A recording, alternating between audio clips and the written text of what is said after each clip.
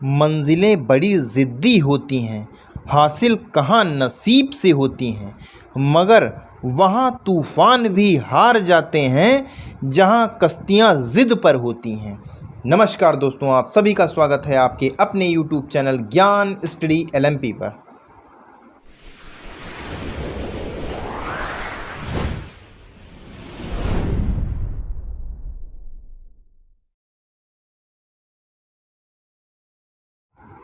दोस्तों, आज हम लोग सामान्य ज्ञान के महत्वपूर्ण प्रश्न करने वाले हैं जो आपके आने वाले कंपटीशन एग्ज़ाम्स के लिए काफ़ी महत्वपूर्ण रहने वाले हैं।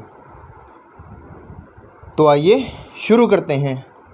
दोस्तों, अगर अभी तक आपने चैनल को सब्सक्राइब नहीं किया है तो चैनल को सब्सक्राइब कर लें और बेल आइकन को दबाना ना भूलें, जिससे अगली क्लास की जानकारियाँ आपको प्राप्त होती रहें। तो आइए शुरू करते हैं आज की क्लास। आज का हमारा पहला प्रश्न है, निम्न में से कौन सा महासागर उत्तरी अमेरिका को स्पर्श नहीं करता है?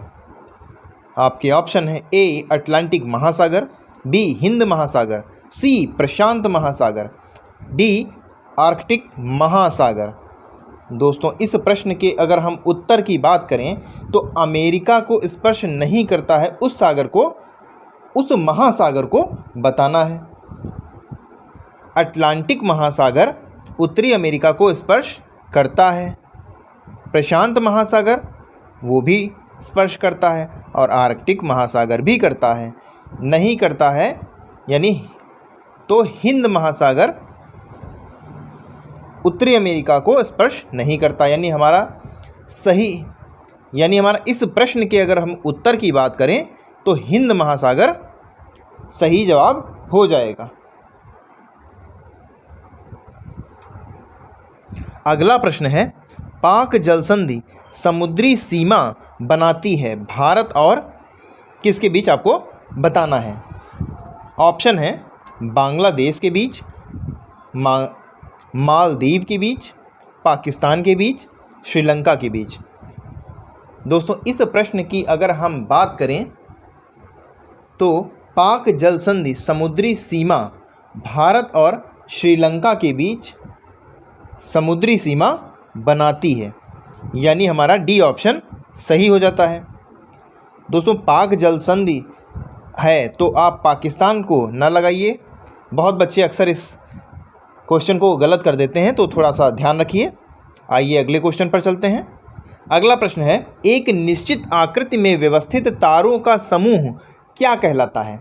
आपके ऑप्शन है ए नक्षत्र, बी एंड्रोमीडा, सी आकाशगंगा, डी सौर मंडल। तो दोस्तों, इस प्रश्न के अगर हम उत्तर की बात करें तो एक निश्चित आकृति में व्यवस्थित ताराओं का समूह आकाश गंगा कहलाता है, यानी इस प्रश्न के उत्तर की अगर हम बात करें तो हमारा सी ऑप्शन सही हो जाता है, सी आकाश गंगा।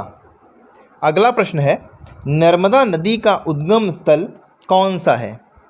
ऑप्शन है ए नीलगिरी पहाड़ियाँ, बी अमरकंटक पहाड़ियाँ, सी मैकाले पहाड़ियाँ या डी उपरोक्त में से कोई नहीं। अगर दोस्तों, इस प्रश्न के अगर उत्तर की हम बात करें तो हमारा सही जवाब हो जाता है ऑप्शन बी अमरकंटक पहाड़ियाँ। आइए दोस्तों अगले प्रश्न पर चलते हैं। अगला प्रश्न है, निम्नलिखित में से किस नदी का उद्गम स्थल तिब्बत में है? ऑप्शन है सोन, ब्रह्मपुत्र, गोदावरी, महानदी। तो दोस्तों, इस प्रश्न का सही उत्तर हो जाएगा ऑप्शन बी ब्रह्मपुत्र। अगला प्रश्न है, भारत में मीठे पानी की सबसे बड़ी झील निम्नलिखित में से कौन सी है? ऑप्शन है वूलर झील, पुष्कर झील, डल झील, धौल झील। दोस्तों, सही जवाब है वूलर झील, यानी हमारा ए ऑप्शन सही हो जाता है। आइए दोस्तों अगले प्रश्न पर चलते हैं। अगला प्रश्न है, सती प्रथा का उन्मूलन किया था, किसने किया था? ऑप्शन है लॉर्ड वॉरेन हेस्टिंग ने, लॉर्ड वेलेजली ने, लॉर्ड विलियम बैटिंग ने, लॉर्ड रिपन ने। भारत में सती प्रथा प्राचीन काल से ही विद्यमान रही है। इसका सर्वप्रथम उल्लेख 510 ईस्वी के एरन अभिलेख में मिलता है।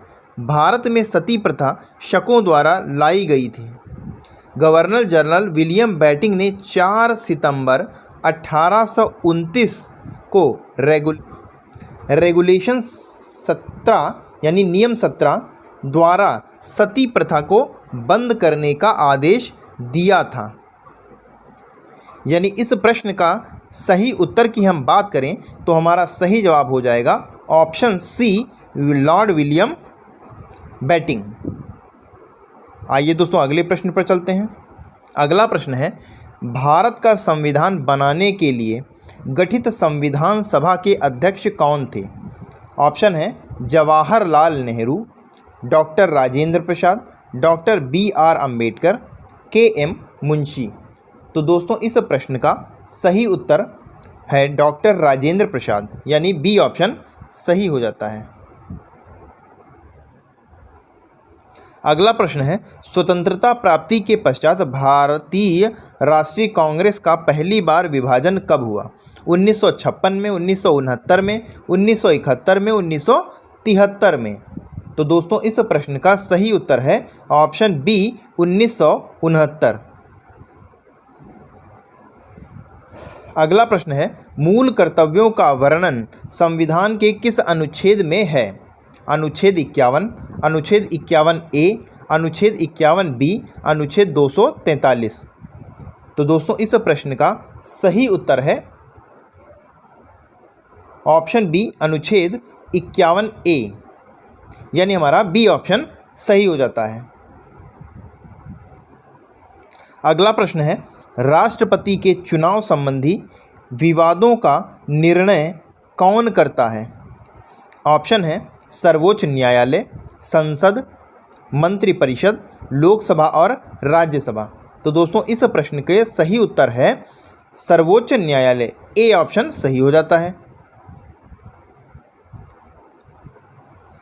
अगला प्रश्न है, किस चिश्ती संत की दरगाह पर अकबर दर्शन हेतु अधिक जाता था? ऑप्शन है मोइनुद्दीन चिश्ती, शेख नसीरुद्दीन चिराग देहलवी, ऑप्शन सी है कुतुबुद्दीन बख्तियार काकी, और ऑप्शन डी है शेख फरदीर संज ए शंकर। तो दोस्तों इस प्रश्न का सही उत्तर है ऑप्शन ए, मोइनुद्दीन चिश्ती। मोइनुद्दीन चिश्ती का जन्म सन 1141 में हुआ था। उनकी दरगाह अजमेर में थी। अकबर वहां दर्शन के लिए अधिकतर जाया करता था। तो ए ऑप्शन सही हो जाता है, मोइनुद्दीन चिश्ती। आइए दोस्तों अगले प्रश्न पर चलते हैं।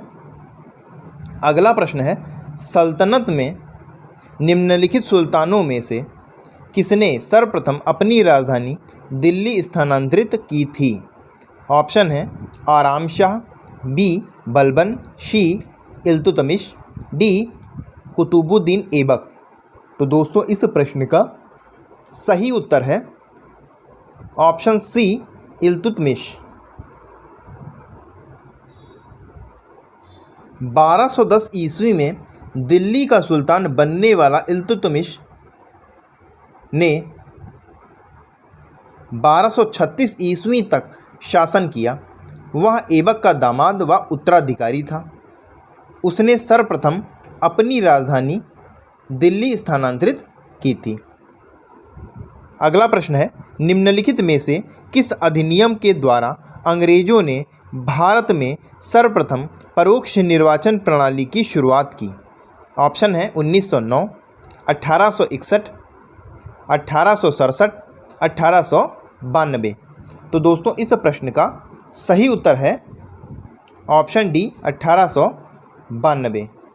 1892 में अंग्रेज़ों ने भारत में सर्वप्रथम परोक्ष निर्वाचन प्रणाली की शुरुआत की थी।